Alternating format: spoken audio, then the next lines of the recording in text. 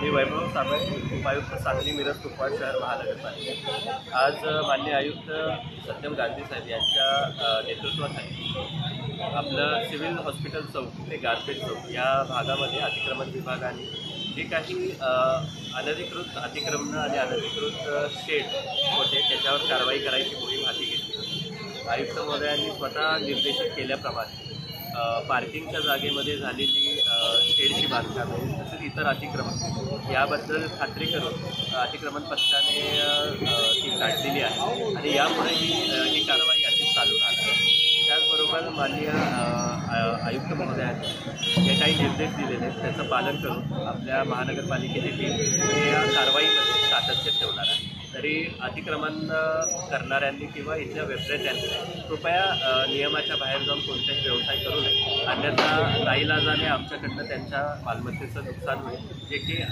ही कटू कारवाई आम्हालाही नको असते। त्यामुळे सगळ्यांना विनंती आहे की अतिक्रमणे आणि अनधिकृत बांधकामे करू नये आणि महानगरपालिकेच्या कटू कारवाईला सामोरं जाणं टाळावं।